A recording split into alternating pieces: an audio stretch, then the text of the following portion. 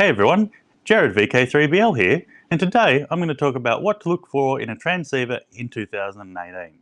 Now, quite often you'll be browsing the ham radio forums or the Facebook groups, and someone will pop up and they'll say, "Hey, my call sign is yada yada yada. I just passed my tech or my general or my foundation or standard or whatever it's called in your country exam.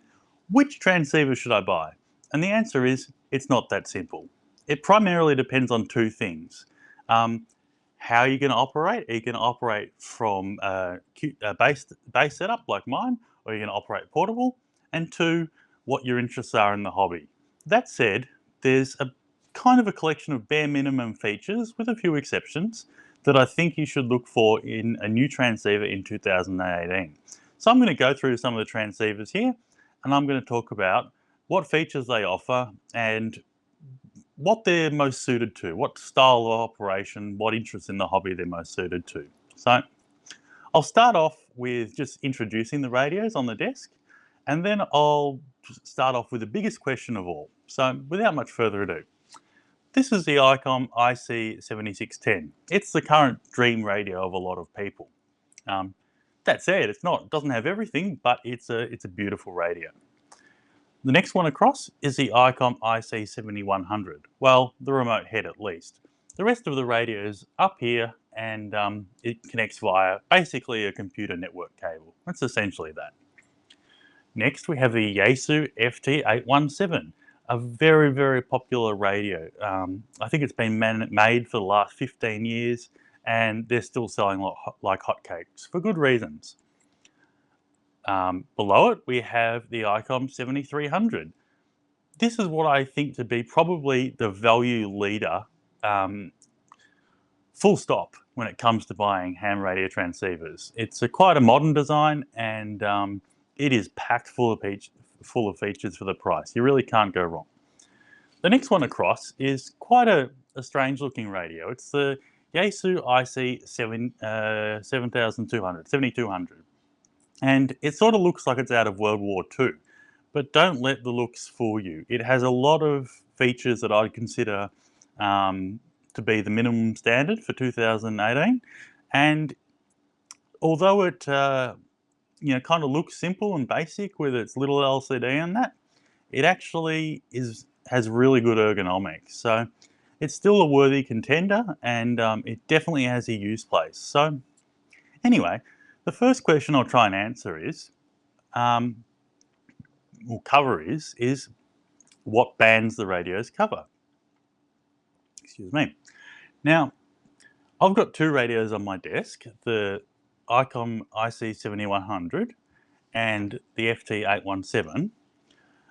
They're both what you'd call a shack in a box, or maybe DC to daylight radios. And what that means is they cover not only the HF bands, and most of the times the 6 metre band, but also the 2 metre and the 70 centimetre bands. So essentially it's one radio that covers all the popular amateur bands at the moment. And a lot of people, if it's their first radio, that's what they want. And it's not a bad way of starting out, because you get a good idea, and your radio can do all the things. It can explore basically all aspects of the hobby. So it's not a bad way of going with. Now, that said, there's quite a big difference between the two radios on my desk. The 7100, it's as you can see, it's a split design. The head is a little remote unit. It's got a built-in speaker, and you can plug the microphone into it, so that's fantastic. And then you've got up here essentially the guts of the radio.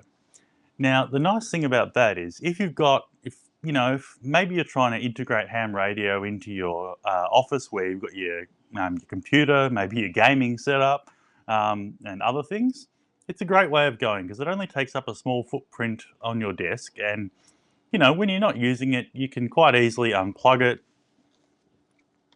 like so, and put it away. Or alternatively, you can just push it back. Now, even though it's quite small, it's actually really nice to use. They've really thought about the ergonomics. They've got this lovely tilted head. It's got a touch screen.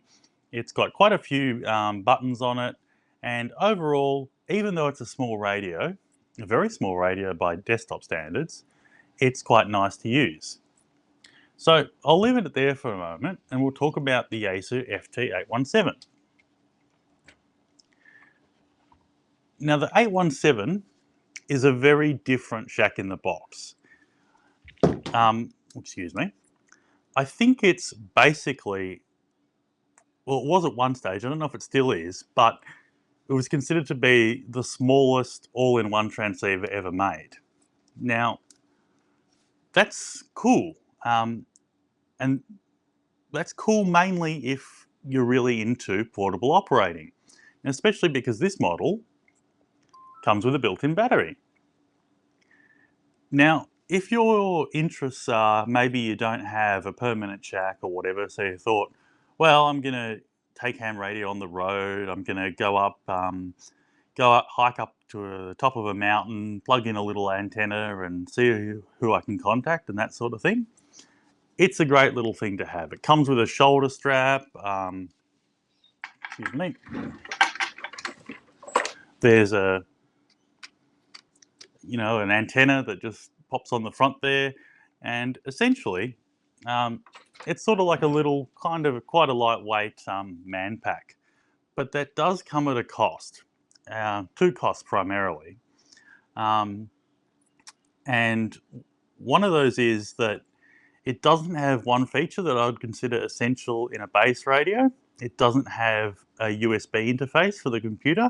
You can buy a little add-on box, but that does obviously add to the setup.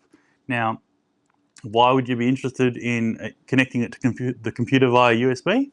Well, that's because at the moment we're in the bottom of the solar cycle, and there's not a lot of DX, which means long distance communication on phone modes or microphone modes, but there is still quite a bit available on the very sensitive computer modes, especially the JT modes such as JT65 and FT8. And to do that, you need a sound card to radio interface. Now, if you get one of the more modern radios, they'll have all of that built into a USB cable that you just plug into the back. So this sort of radio doesn't come with that. As I said, you can get a little box, but that's another thing to hike up a hill with or have on your desk. The second thing is, it's not the most usable radio to have in your home QTH. And that's because when you're using it, it's got a very small VFO knob, a very small LCD, and it's a little bit cramped. So one of the things about it being a small radio is that it is quite naturally a small radio. If you go and have a look, like here's an example.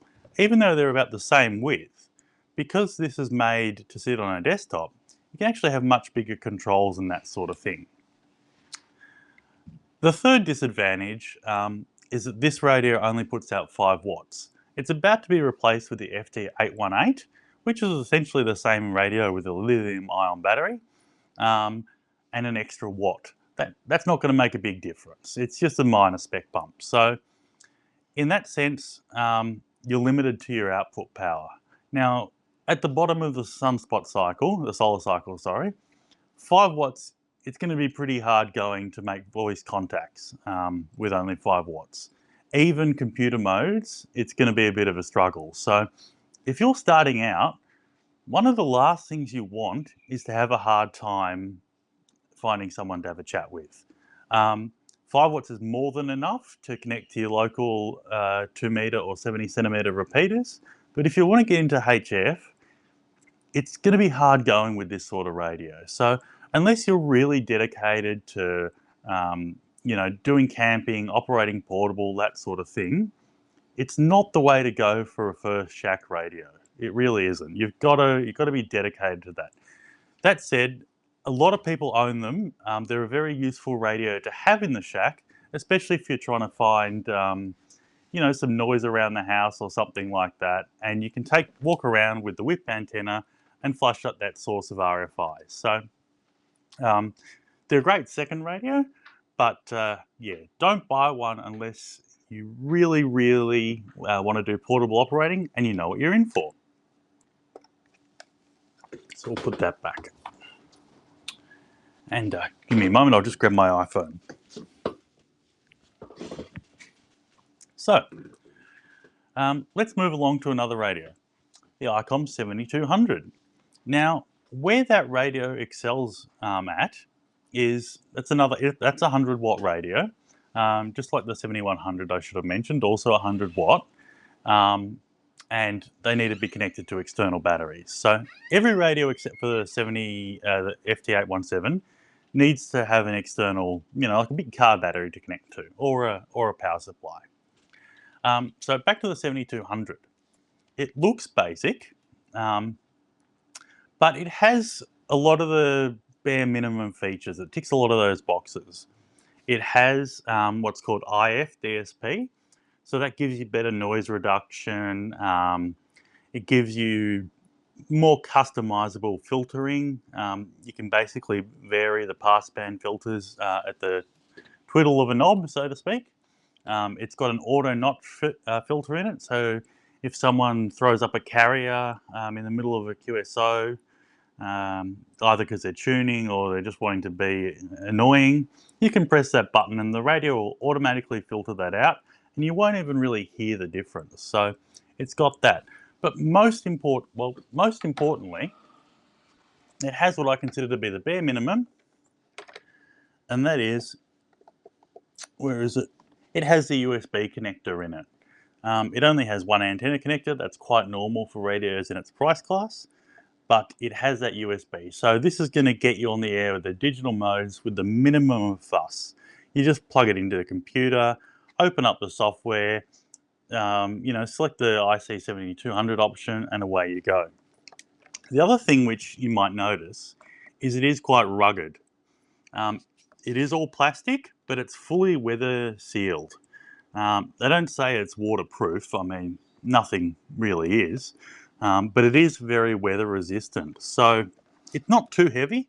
I've actually trekked through Cambodia, I suppose, with this in my backpack, and it was fantastic for Cambodia because it's a very humid environment. I was operating close to the water. I wanted the 100 watts because I wasn't using the most efficient antenna in the world, and I loved it. I had a great time. And yeah, despite its looks, it is quite a modern radio on the inside. And yeah, you can connect it to a computer. You can use that 100 watts. You can, what was I going to say? You've got the IF DSP and all of that. So, that's probably the bare minimum for a shack radio that I'd go with now. And once again, that's because it has USB, it has IF DSP, and it scores extra points for being quite rugged. Let's put that back a little bit further. The next radio along is the IC7300, and this radio is phenomenal for the price. It has a USB card in the front, and what that allows you to do is record QSOs, but also, and this is the important part I wanted to get to, it comes with something called a voice keyer. Now, a voice keyer lets you, say, record CQDX, this is VK3BL, and then just play that over and over again as needed. So that's very useful for contesting and that sort of thing. Contesting is a radio sport which is quite fun. It's where you try and, say, work the most countries in 24 hours, or have the most local contacts, that sort of thing. There's very different rules, but a voice keyer is essential for contesting because you're already going to be talking a lot. You want to try and save your voice for the actual contest. So that's a great feature. It'll also record. You can also use it to record audio you hear on air. So that's pretty cool as well. The 7100 can also do voice keying. So once again, even though it's small, you do get that feature. So I do quite like that. But the main,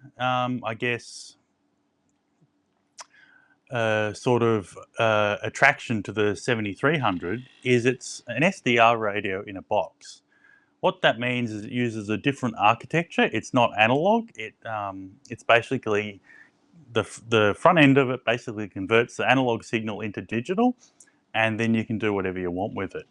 And most, I guess, noticeably or importantly, is it lets you have a waterfall and a band scope. And I'll just turn that on.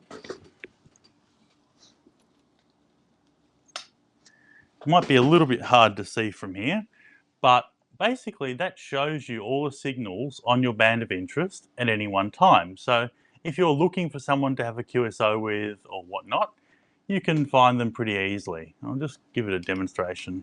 Sorry, wrong button, wrong knob.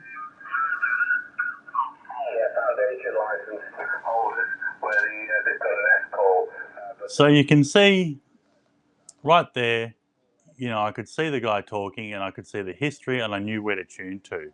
So that's quite a new thing to amateur radio for an entry-level transceiver to have a waterfall, and it's high-speed real-time too as well. So not only does this entry-level transceiver have a waterfall display, it's one of the best waterfall displays going about in any transceiver. Probably bested only by the 7610. So all round, and this is where the gotcha is with the 7300 and the 7200, is neither of those radios will do 2 meters or 70 centimeters. So as you start getting to more of a dedicated unit, you lose the all-in-one sort of functionality. That's basically where you sort of need to know. If you go with something like the 7300 or the 7200, you've got to know that you're going to be into HF, and then you're not going to be, say, more interested in repeaters or whatever. It's fine if you're into both, but if you do go with a radio like that, you're going to have to buy, say, a second radio to do repeater work, which of course makes the hobby a little bit more expensive, but everyone gets there in the end. Now, if I was to recommend to a beginner, do they go with an all-in-one radio or a HF-only radio? Well, I guess I'd sort of say it really depends on how much exposure to the hobby they've had. If they've been in the hobby or had friends in the hobby and they sort of know what HF is like and they know what repeaters are like, then they could probably make the decision and be happy with it. But if you're really new to the hobby, you don't have a good Elma, don't have any Elma, you probably do want to go with the shack in the box to begin with. And the 7100 really is the way to go. It's as modern as they come. It's quite, it's useful in that if you want to go camping with it and you take along an external battery, you can have the base unit and the battery wherever you want, and you can sit nicely on your camping table with the head here, and it's going to be really pleasant to use. So about the only downside to that is it's not really, well, a lot of people don't like the idea of having that control head in their vehicle. So if you're going to vehicle mount it, that might not be the base radio, the radio for you. But that said, if you you can still do portable operations and you can still do base usage quite nicely with this radio. One thing I particularly like about it is if my back's playing up, I'll often use a really long computer Ethernet cable, and I'll disconnect the head, and I'll take that off and I'll plug it in my bedroom. But anyway, I've digressed quite a lot. I should go back to the 7300, and this is a good point. So you get the spectrum scope here. That's not the only feature it's got. It's got an audio scope, the voice here. It's got a good set of meters. Basically, it's got everything you need to be quite satisfied with HF. It does have the USB connectivity I was speaking of. The main limitations of this radio as to why you'd go with a bigger one is it's only got one antenna connector, for example. It's only got one receiver. But you've got to be pretty interested and have a pretty well set up shack pretty interested in HF and have a pretty well set up shack to need more than one antenna connector and one receiver. So all round, if you know that you're going to enjoy HF, you cannot go wrong with this radio, especially for the price. Now, there are a few other radios in the price segment. This one, I think, is the 7200. I think is around 1,000 US. I could be wrong. The 7300 is about 1,300 US. So basically, unless you were really going to go to and do a lot of operation in humid countries or near the beach, or do a lot of portable work where you needed the weather sealing, the 7300 would be the way to go. So all round, I don't think you can go wrong with that radio if you're into HF. I've never met someone who is into HF, like DXing, that sort of thing, even contesting. A lot of people use two of these in contesting, who's had buyer's remorse when they bought a 7300. It really is, it was the first shack in a box, not shack in a box, it was the first software-defined radio in a box on the market, and it kicked goals. They've been really reliable, they've got a beautiful fit and finish, and all round I just haven't met someone who's got a bad word to say about it. Now, you might say, why is Jarrad sort of suggesting you go with the 7100 if the 7300 is so great? And that's mainly, as I said, if you haven't got an Elmer, if you're just new to the hobby and you don't know what aspect's going to excite you, the 7100 may give you a few more options. It's easier to pack away in a bag if you want to go hiking. It's going to be a bit annoying to carry a lead battery around, but that said, it does give you a few more options. The main expense that you're going to notice is the lack of a waterfall. How big a deal is that? Well, honestly, if you're starting out, I don't think it's that big a deal. Now, I remember quite fondly when I first got my license, just, moving the VFO back and forth, looking for signals, and I got a lot of pleasure from that. Whereas when you've got a spectrum scope and a waterfall, it's kind of like a GPS. It tells you how to go from A to B and it gets you there straight away. But you don't necessarily enjoy the journey of sitting there and turning the VFO and going, I wonder what's in the next kilohertz or so, So in that regard, is a waterfall necessarily something someone new to the hobby should have as their most desired feature? No. I actually think USB and easy computer connectivity is more important than having a waterfall. And as I said, I don't just say that because, of the journey being fun when you're new to the hobby of flicking the VFO, but at the moment, in the bottom of the sunspot cycle, the solar cycle, I actually don't spend a lot of time physically playing with the radio. I run a bit of software called WSJTX, and I use the FT8 digital mode, and the computer controls the radio. I don't even need to look at it. I'm not searching the bands. I select the band in the software, and away I go. Now, at the moment, that's probably about 80 to 90% of my operation. So whether or not there's a waterfall makes absolutely no difference to how much fun I'm having. So in that regard, it looks pretty, it looks like a must-have, but for a beginner, I'd probably say having access to 2 and 70 centimeters is more important, especially if you're on a budget. Now, also remember that even if you do go and get a separate radio, a lot of the time they'll only cover the FM mode, so you won't be able to work 2 meter SSB or 70 centimeter SSB. So you do miss out on a bit by not having a general purpose radio in your shack. So have a think about that. I know the waterfall looks intoxicating, but USB for me is a more important feature. So there you go. Now the last radio is the IC7610. And this is basically a souped up 7300. Once again, it's a HF and 6 meter only radio. I'll come back in a bit, sorry.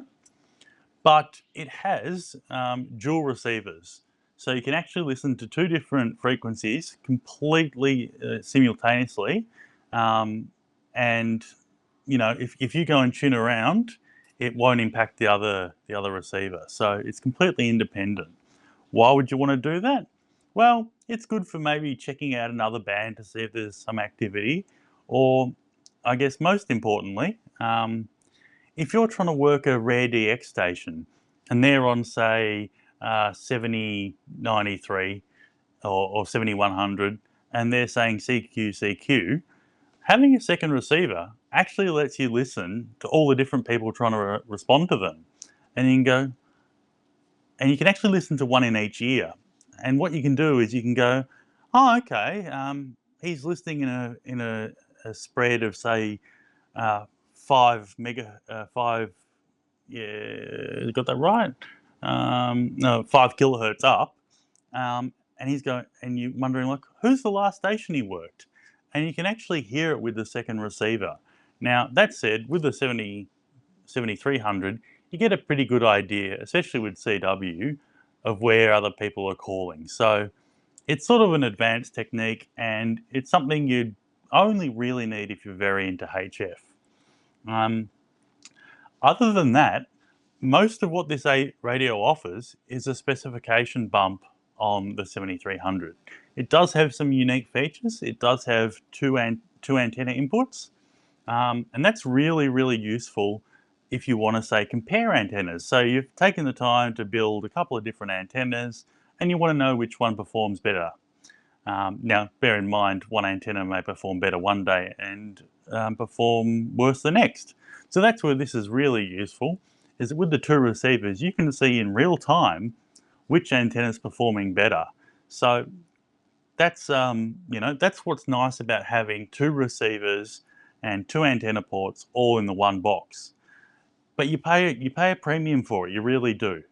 So if you're going to go down this path, it's not a starter beginner's radio. There's so much more to master, and sort of find out what you like in the hobby before you go down that path. For instance, I think they're retailing for $3,500 US, and that's a lot of coin to drop just to find out that, hey, I don't really like HF. I like talking on the repeaters, which you can do with a $50 handheld. So it's really a second or a third radio. But I did want to talk about it a little bit, just to give you an idea of what that sort of radio has and why people are lusting over them and dreaming about them. And it's because they have two receivers. They have a beautiful waterfall. I'll just connect it back up.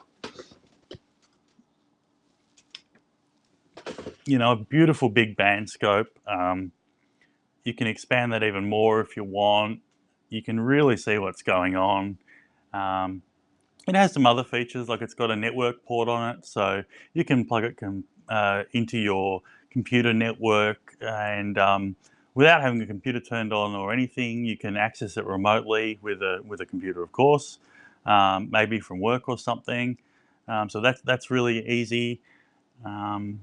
But you can still do that with a 7300. You just have to have a computer in your shack turned on. So once I said, it's a convenience thing. A lot of the things in the 7610 are really convenience things over the 7300. And when you're going for luxuries and convenience, you do that because you've got other things in your life sorted out. Like, you don't go and buy a Lamborghini when you don't own a house, for instance. And the same can be said about the 7610. You don't spend the money on one of those unless you really know you love HF and you've got other aspects of your shack sorted out. You've got a couple of antennas, maybe you've got a boom microphone for, I guess, hands-free operation, so you can basically, when you're in contests, have your hands free to do the logging and that sort of thing. So it's really a luxury radio, and even though a lot of people are lusting over them, if you're new to the hobby or you're looking at your second radio purchase because you've found out you're interested in HF, the 7300 is probably the way to go. If you don't have a linear amplifier, a 7300 is the way to go. If you don't have a linear, get a 7300. And I'll say that because, in my experience, having a linear amplifier has gotten me more contacts than having a 7610 has, especially in the bottom of the solar cycle. So that's basically a bit of an overview. So if you haven't guessed it yet, what do I think are the most important features to get in a transceiver in 2018? One, and a big number one, is a transceiver that suits your operating preferences. If you live with your parents and they don't want you putting up antennas and they're not at all interested in your hobby and you have to go down to the park just to operate, well, the Yaesu FT817 or the replacement 818 is going to be the way to go. You chuck it in your pocket, you go out. Your parents don't want to know about your hobby. It easily sits in your bedroom. That's the way to go. If you've got a dedicated radio room or a half dedicated radio room, the 7100 might be a great option. It quite easily blends into its surroundings, yet it's still nice to operate, and it still has 100 watts.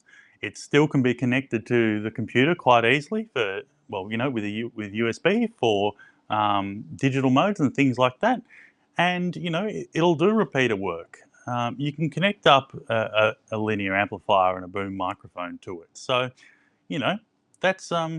that's probably a good step. If it's your first radio and you're not 100% sure where you want to go with the hobby, this one covers most of the bases.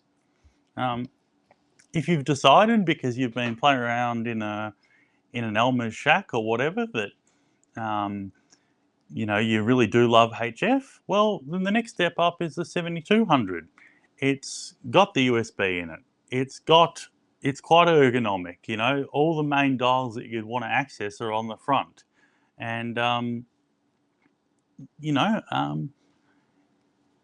ergonomics, I suppose, are mainly the real difference. It's a little bit more ergonomic than the 7100, but the price you pay for that is you don't get a voice keyer. And most importantly, you don't get 2 meters and 70 centimeters. So, I guess I'd probably say only step up to the 7200 if you're really into HF only and you just need that little bit more ergonomics.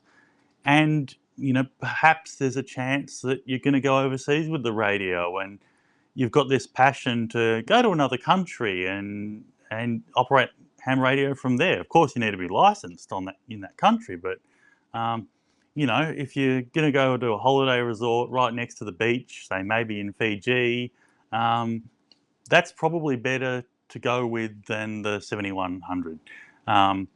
Just because there's a few more cables and that to travel with the 7100 that you don't have with the 7200. It's got the weather protection. If you're not going to do that sort of operation, and you can stretch your budget an extra $300, and most importantly, you already know you're really into HF, you can't go wrong with a 7300. It really has everything you'd find in what used to be, I guess a $4,000 radio only a few years back. It's all there. It's got the voice keyer. It's got the USB connection. It's got the spectrum scope. It's got, IFDSP and that sort of thing. It's nice and ergonomic to use. Really, if you know HF is your thing, you can't go wrong with this radio. As I said, I don't know anyone who's had buyer's remorse. Now, you might ask, why do I not have any other Yaesus in the shack at the moment? Why have I only got the little portable one? Why don't I have a Yaesu desktop radio? And the answer is, they violate one of my rules. The entry-level Yaesu radio doesn't have, which is the FTDX 1200 in my opinion, it doesn't have USB.